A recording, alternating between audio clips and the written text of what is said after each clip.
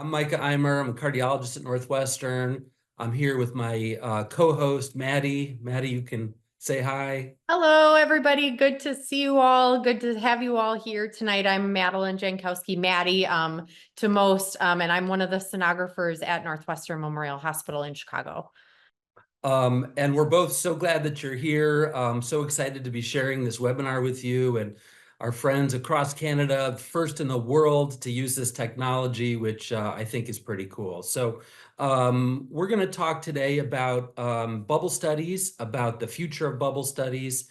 And if there's any questions, like Martin said, just put them in the chat and we'll get to them. Okay, so we want to talk about the history of the contrast a little bit, because that's kind of interesting. Current challenges that we all face when doing bubble studies, and you all know about this, otherwise you wouldn't be here trying to listen and hear about a better way to do things. How the Orbis Microbubble Generator can improve your bubble studies. So ways that we can make it more efficient, ways that we can make it more reproducible, potentially safer. And then Maddie's going to cover some of the sonographer level stuff, like how do you actually do it with a single operator, which is one of the coolest things about this particular technology. So just as a little background, why do we do these bubble studies in the first place? Well, we're looking at blood flow through the heart, and primarily we're looking to identify a right to left shunt. And the right to left shunts, we look for these for a variety of reasons. Most commonly, it's because a patient's had an embolic stroke or a suspected embolic stroke. So the idea being that there was a clot that formed on the right side of the heart, normally would get filtered out by the lungs and not cause any trouble. But in the presence of a right to left shunt, like a PFO, that clot can cross over and have access to the left heart and cause a stroke or other embolic phenomenon. So primarily here, we're hunting for PFOs with bubble studies. As you know, bubble studies PFOs are super common. 25% of adults, we think, have a PFO. And we're looking to find patients who had a PFO that caused their stroke and hopefully prevent recurrent stroke. The other thing we use bubble studies for, which you may have seen in your lab, is estimating, so accentuating a TR jet, so bringing out the Vmax of the TR to help us calculate the right ventricular systolic pressure. A lot of labs do these to also look for pulmonary shunts. So patients that have HHT or hereditary hemorrhagic telangiectasia, that's a mouthful, or Oslo-Weber-Rendu syndrome. So those patients, also patients with liver disease, we're frequently looking for shunts. And then bubble studies can also be done for catheter placement. So for central line placement, for other types of catheters to confirm that they're well placed. So the history of bubble studies, so when I dug into this, I found papers from the 60s, the 50s even, describing that you could use agitated saline or different forms of contrast to look for right to left shunts. In the 70s, there was a nice paper that I found that really sort of laid this out and described what the study looks like, how to do it. This concept of the 3-beat rule described in the 70s. So again, if you're doing a bubble study and you see bubbles appear in the left heart within 3 beats of starting on the right heart, that's likely to be an intracardiac shunt, i.e. a PFO or ASD. In 2001, the first ASE guidelines were published on bubble studies. In 2015, there were some very nice guidelines published about agitated saline, sort of getting at some of the limitations there. But here we are in 2024, and honestly, not much has changed. So the bubble study is really something that was started in the 50s and 60s, and really nobody's paid a lot of attention to it until now. Okay, so what are some of the issues that we face with doing bubble studies? Well, one is consistent outcome. So you all know when you go to do a bubble study that it takes another person, so someone else has to come into the room, and they may or may not be used to doing bubble studies. And maybe they're good at it, maybe they're not good at it, maybe they've never done it before, maybe you're explaining how to do it in front of the patient. which if you've ever been a patient is very unsettling. So all the bubble studies look different, and we'll show you some data that actually proves that every bubble study is in fact different in terms of the size of the bubbles, the number of the bubbles, et cetera. There's a patient issue here, a patient safety issue, right? So we're adding a certain amount of air to saline. It's not consistent how much air you inject. Using the three-way stopcock, you could inject more than you intended to. So we think there's a safety issue there. And then workflow is huge, right? I mean, if you're a sonographer, you want to just do that bubble study and keep going, not have to chase somebody to come and do the bubbles for you and beg and try to teach them how to do it. And they say they're not injecting bubbles, and it's a real workflow problem. Okay, so if you look at all those things, look at the bubble study, how it's performed, if you look at the interpretation of it and then the accuracy, this is sort of the path that a bubble study takes. And here are all the problems that you can encounter along the way. So in terms of the bubble study itself, what's the quality of the contrast? Is the right side properly opacified? Are there enough bubbles? Do they come close enough to the interatrial septum? Also, how are the maneuvers done? Are the maneuvers done well? Is the image quality good? And here we're talking about not just the image of the echo itself, but of the bubble study. How about interpretation? So you may know that the physicians, when we try to read these studies, we're trying to say, were there bubbles? We're also trying to say, how many cardiac cycles until the bubbles appeared. And then we're trying to say, how many bubbles were there? So you may have had people coming to your echo lab and counting bubbles. That's sort of the standard of care, which in this day and age makes no sense. The interpretation is very subjective. We will show you data showing that doctors disagree on whether a study was positive, whether a study was after 2 cycles or 4 cycles. And then when you go to the guidelines, ultimately that's the goal of this, is to find PFOs that would patients benefit from closing. It's inconsistent, right? So it's not surprising, but if you have all these inconsistent inputs, you have inconsistent guidelines as well. And why is this important? Number one, we want to make sure we find PFOs that are capable of causing strokes and close them to prevent future strokes. But we don't want to be closing PFOs that don't need to be closed, right? That's subjecting patients to unnecessary procedures. And then if there's a way to reduce the number of procedures needed, so for example, if we felt real good about a negative transthoracic bubble study, could we save the patient from having to undergo a transesophageal echo? So those are kinds of the things that we're thinking about when we're rethinking what bubble studies should be like. So in terms of the outcomes, it's the variability in the agitation. So you've seen people with the three-way stopcock, they're going back and forth. How many times do they do it? How vigorously do they do it?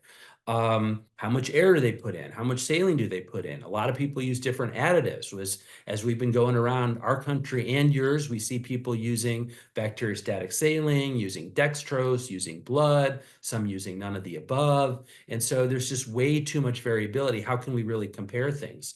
The tools are different too. So people use different IV tubing. They use different IVs. There can be kinks in the lines. The maneuvers are all different, right? Think of what your Valsalva maneuver is like. It's not the same every time.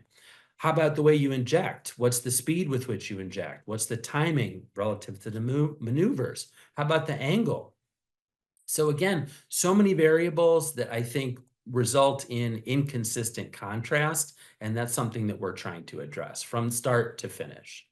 So if you have inconsistent contrast, inconsistent imaging, you get a lot of who knows what. So redo that study, refer this patient for a TE because we're not really sure what we saw or it wasn't clear, and maybe we're missing things. Maybe we're also, by the way, closing PFOs that didn't need to be closed. So we need to do better. Okay, I want to give just a couple examples of bad bubbles. We all see these all the time. So here on the left, this is both a combination of poor imaging quality. So this is not a sonographer problem necessarily, it's just tough image. And then the bubbles that were given were not great either. So kind of not enough bubbles, not good opacification. On the right, we have an example of good image quality. So this I'd be happy if I was reading this study. But the bubbles stink. So this is probably someone who is not used to doing a bubble study. They agitated a couple times, then injected, and there's just no good opacification. So these are the types of things we're up against. These really shouldn't happen with the Orbis device. Here's an interesting one. This was just from the other week. I was doing a TEE, and this is a TEE view. So if you're not familiar, this would be the right atrium, left atrium. This is the aortic valve right there.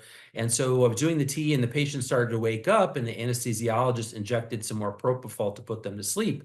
And I said, "Oh, thanks for the bubble study." So as you know, anything you inject will have some bubbles in it. And so I said, well, let's wait and see if this patient has a PFO. And what you can see here is that there's no PFO. And obviously this was propofol, but it's also not a terrible bubble study, but no PFO. Then came time to do the actual bubble study, and we did a much better bubble study, and you can see there is a PFO. So this I thought was a great example, same patient, same setting, not so great bubble study, no PFO, good bubble study, there is a PFO. Again, reflecting the fact that we have to get better about being consistent about these things. Here's another one that I like very much. I was reading echoes one day, and I read the echo on this patient on the right side here. I read this one, and I was looking at it, and you'll see here, and I thought it was definitely positive. So you can see the right heart is filling nicely. You get the cough, that interatrial septum bows over to the left side and kind of spurts out all these bubbles, consistent, very consistent with a PFO.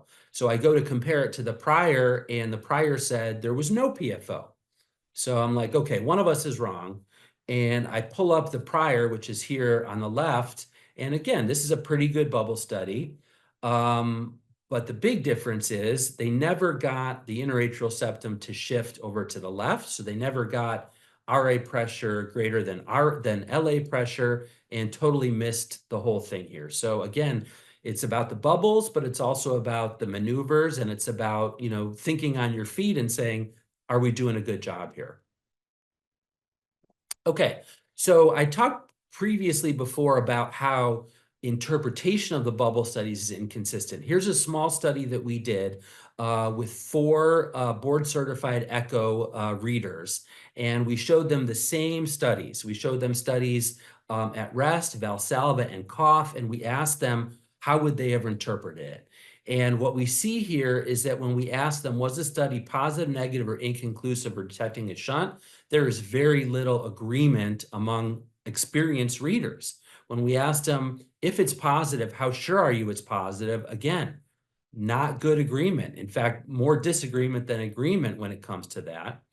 And we said, if it's positive, could the readers agree on the number of bubbles? Again, very low tendency for readers to agree with each other. And this is a problem because recommendations are made based on this. And if you think about it, if the inputs are inconsistent, the outputs are inconsistent, and it leads to inconsistent treatment, which is not something that we can really put up with in medicine. Here's a good example of how I said there's diagnostic variation across clinical studies. So these are looking at the closure studies. So the studies that looked at closure devices, which overall definitely showed that there is a role in preventing recurrent stroke in selected patients that have a PFO. But if you look study by study, if you look at what their guidelines are on how to define a positive study, they're all different. So, most of them said less than 3 cardiac cycles is a PFO. One of them, the guidelines actually say it's 3 to 6 cycles as a PFO.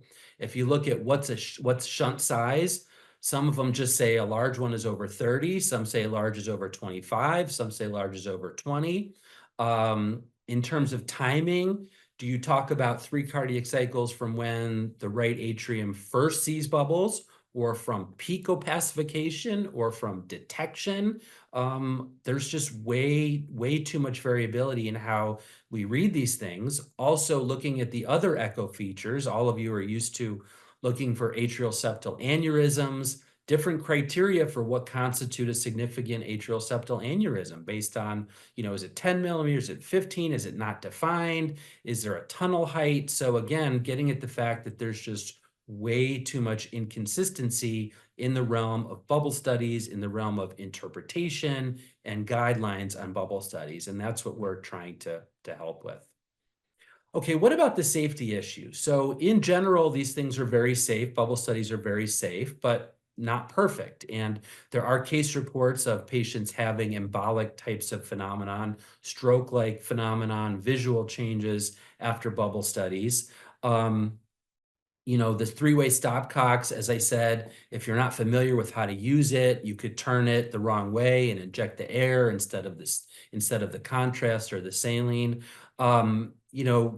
When you are doing a current standard of care bubble study, I will show you, you're injecting small bubbles, medium bubbles, and very large bubbles. The data that we have, and most of this is in animal models, shows that those larger bubbles, especially over 45 microns, are the ones with the highest risk of embolic phenomenon. And so here is, this is in a rat model, and it shows that the microemboli, even as small as 45 microns, can cause ischemia. So there's really no clear guidance on what the right size is, but we do know the bigger, the higher the risk. And so if we were to design a perfect bubble maker, which I think we did, we would stay on the smaller side of 45 to improve the safety profile. Here's another study where they looked at using different amounts of air and seeing what types of bubble sizes result. And what you can see is that using all different amounts of air, 0.5, 1 ml, 2 ml, you basically get all different sizes of bubbles. So you can imagine when we're doing standard of care and we're saying draw up 1 ml of air, is that really 1 ml? Is it 0.5? Is it 2? Which means that we're generating all different types of bubble sizes when we then go ahead and inject those. And so I think what we're going to show you in a coming up slide is that results in a very wide distribution of bubble sizes, which is not good. Okay, Maddie, you want to pick it up here? Yeah, I think, Liz, if we could have the poll up, that would be great. So this is a little time for audience participation. So go ahead and there is a poll that comes up on your screen. Go ahead and fill that out for us.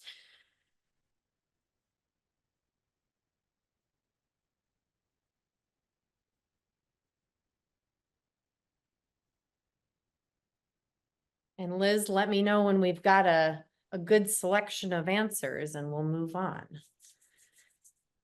I find all of these here. So I'll give it another minute. Perfect. I was going to say, I find all of these things frustrating with bubble studies. All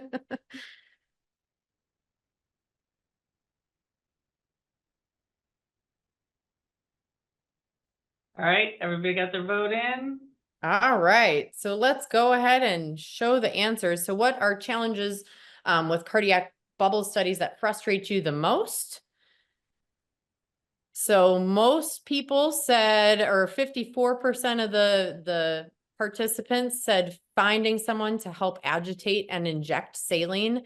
That's definitely, I find that to be really challenging since you can't do it by yourself. Followed closely by variability in image quality, maneuver quality. Yeah, honestly, all of those things. So really we want to address some of those things, and especially for the sonographers with the Orbis. So go ahead to the next slide, Dr. Eimer.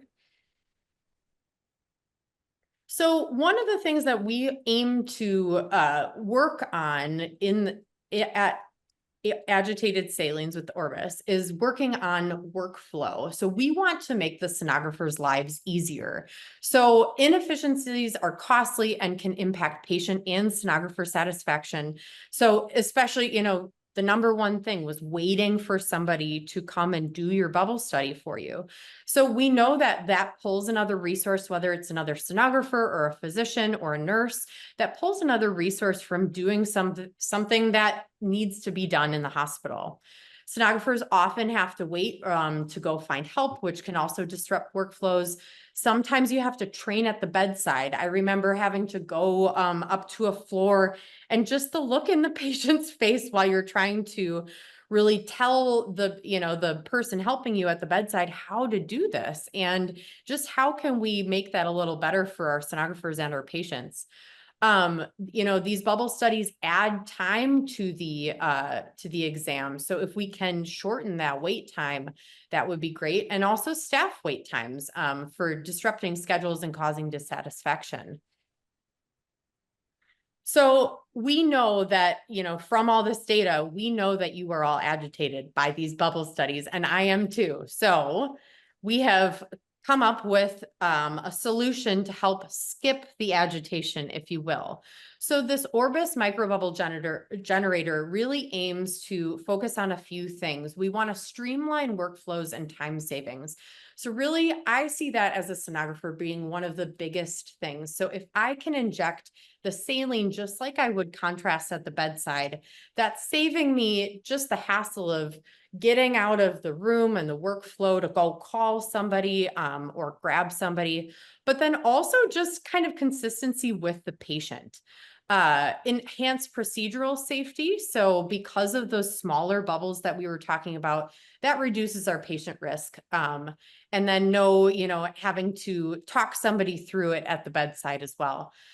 Superior microbubble quality. So as we'll be able to see in some examples, these Orbis bubbles deliver consistent, longer lasting bubbles. So they're really bright. They're small and they last a long time. So I find that I just get a lot of information from these bubble studies, and they provide really high quality images. And then finally, improve visualization. So, we know the time when we inject the bubbles, and like we saw in the study Dr. Eimer pulled up, you inject the bubbles and you say, did we even inject bubbles in here? So this Orbis will improve visualization of these bubbles and really help to opacify the right heart. So we can continue. So this is the actual device. So it's probably, that yay big. It's probably about the size on that on the slide here, but it fits on any pre-filled 10 milliliter syringe. And so no special equipment that you need to get except for this generator. And it connects to any IV port. And really, we've found that using a 20 or 22 gauge needle just provides the best amount of flush and kind of ease of the bubbles going in. That being said, you can use it on other sizes, but 20 or 22 is recommended. These are single-use devices, so you'll use one per bubble study. And they're individually sterile packed for convenience. So you can take them to the bedside, to the ICU, really anywhere, and they're sterile. They do have a polysorbate internal coating that helps enhance the bubbles. And we'll talk a little bit more about that, but that is a common ingredient that's found in foods and vaccines. It's very safe and it's been tested. And so we know it doesn't affect patient safety at all. And then this is licensed by Health Canada and it's available to you all in Canada. So this is just a little video demonstrating the difference between, our normal agitation and the Orbis microbubbles. So we saw that was 16 agitations, I promise you. But we see that the quality of kind of the haze in the glass is very poor on the left-hand side with that manual agitation. And then when we come to the Orbis, you see that one injection and by that person's thumb, and you can even see in a glass of water how bright these bubbles are. So now let's see it in an actual patient. So this was courtesy of Toronto General Hospital, and this was an echo performed at rest using Orbis. We see the super well opacified right side. One thing I really like about it is that it really hugs in well to the interatrial septum, and so it really fills the entire atrium and the ventricle really well. And then we see after a few beats, we see bubbles appear on the left side. And so consistent with a positive right to left shunt. All right. Dr. Eimer, did you want to jump back in for this? I would love to. Thank you. I just love those videos, man. I can't get enough of those videos. And I just want to draw everybody's attention. It's a good tie-in to what I'm about to talk about. In the standard of care, you saw a couple bubbles, then you saw nothing, then you saw some giant bubbles. And here's the proof. So if you look at, and there's a question I saw in the chat about this, standard of care bubble size, this is the average, it's about 40 with a huge distribution, right? So you had bubbles that are enormous. I'll show you that in another way. Orbis, very tight. So average size like 30, and there's zero distribution. Those bubbles are, everyone's the same. In terms of peak echogenicity, so how bright are they? We measured this, standard of care versus Orbis. They are brighter bubbles. And I don't know if you could appreciate that from the example that we showed you, but I can appreciate it when I look side to side. And then the other thing that's pretty remarkable about these bubbles is they last longer. So if you look at the duration seconds of standard of care, it's much, much longer in the Orbis bubbles, which I think is really nice because you don't have that pressure of like, okay, now Valsalva, wait, inject now, wait, stop. No, it's you don't have to worry about it. The right heart is filled. You can do your cough, you can do your maneuvers, you can get your pictures. It takes away some of that time pressure, which I think is really nice. All right, and so here's another way of looking at the bubble sizes. So in yellow is standard of care, in blue is Orbis, and this is microbubble diameter. The Orbis, these are I think it was 10 injections, and just the same. Everyone is the same. It's the same superimposed. You look at yellow, this is standard of care. Every injection is different, right? And so some of these are shifted this way, some are this way. And look at these huge bubbles. So the question is, how in the world can you expect to make heads or tails out of any test if the input to the test is so different every single time? And I think, in my opinion, this shows it the best, second only to that video of the standard of care going into a beaker with nothing and huge bubbles and little bubbles. All right, Maddie, we're gonna go back to you. Perfect. So I saw a question in the chat just about training about the Orbis. And so that's what we're going to go through now. And really, this is a very simple tool to use. And as sonographers, we're very used to adding more tools to our toolbox. So before we go into just how we perform these studies, just the generator indications of use. It's intended really to only be used for intravenous administration of contrast media via intravenous catheter or needle. And then it attaches to that preloaded saline syringe and is used during ultrasound procedures. So we can go on. So just this is in the handout, but this is really just all that you need to know to use the Orbis. All you need to do is twist it onto the saline and onto the catheter and then inject it. And really we've found that having that angle so that it's at least at a 30-degree, but really just making sure that the tubing isn't kinked at all. That'll really help the ease of injection, but that's it. It's just screw it on and inject. So this is, one of the things that we wanted to talk about is just recommended patient and IV placement. And so I know that, there's different genres of scanning. People are doing left-handed scanning, right-handed scanning. You may have these set up a little bit differently, but I wanted to show you just how I kind of pictured this working in a good fashion, I guess. So if you're doing left-handed scanning, obviously the patient is optimally in the left lateral decubitus position, and the IV may be placed in their right arm. And this, again, I think we may have questions. What about a left SVC? What about things like that?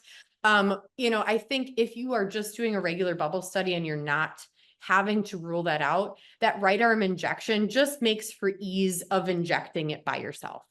So with left-handed scanning, as you can see, you're scanning with your left hand, but then reaching over to inject with your right hand. And then right-handed scanning, again, you'll have that the IV placement in the same right antecubital position. It'll just be that you're reaching over and then the injection with your left hand. So whatever hand is running the machine will be doing the injection. So just like you would with contrast as well. I guess the one little caveat I want to say at the bottom, if you do have the IV in the left arm, we've just found it's really helpful to have the patient extend their arm just so that you don't get bubbles caught in their armpit. So I'm sure that you have all had that before. So just, have them extended out and just try not to kind of smush those vessels on the left arm. So imaging with Orbis, really, we're going to use the standard settings that we would for our regular bubble study. So there's no special settings that we recommend for using the Orbis. But what I do recommend, and this is really for bubble studies in general, is using retrospective imaging. And I think using retrospective imaging while you're doing this self-injection is going to allow you to kind of give you more time with pressing the button, injecting, but then most importantly, you want to make sure to see those bubbles come into the right heart. And so that retrospective imaging will make sure that you are capturing that entrance in there. So what kind of the play-by-play is that you'll hold the transducer with your scanning hand, and then with your non-scanning hand, you'll freeze and unfreeze, and that kind of clears the cache on your machine. And then you'll push the saline with your non-scanning hand and you're able to select all. That way you're selecting everything from when you unfroze it before. And that just allows you to capture everything that you have since you started imaging. So there's a couple things that kind of tips, and really, again, this is more just bubble studies in general, but really we want to focus on a more left atrial focused imaging. And so this really optimizes the visualization of the atria, the pulmonary veins, the inner atrial septum, really where we are focusing our attention to when we're analyzing these bubble studies and interpreting them. So to kind of obtain this image, you can see my two images on the right-hand side. This LV focused image, we don't really need to worry about endocardial border definition or seeing that LV really well while we're doing a bubble study. We're going to get function pictures on the side, so we don't need to optimize that. But what we do need to optimize, so if you tilt down a little bit, if you tilt the probe anteriorly, so kind of towards your 5-chamber image, you'll really open up that left atrium. So on the bottom, you see that atrium is opened up.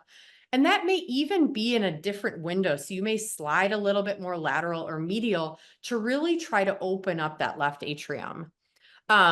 If you need to, you can even foreshorten these images to really extend the left atrium and really get a good view of that inner atrial septum, because again, we don't care about the LV in these images. Another tip for improving image quality is when you're doing the maneuvers, like a Valsalva or a cough, before you do any injecting, put the probe on the patient and have them practice this maneuver while you're imaging so you can understand what the image degradation is going to be like. So when that patient bears down, they scrunch their chest up, that they may not have the same window that you had before. So really practicing that if you need to, slide up a rib space or have them hold their breath a certain way, you can understand that before doing that injection.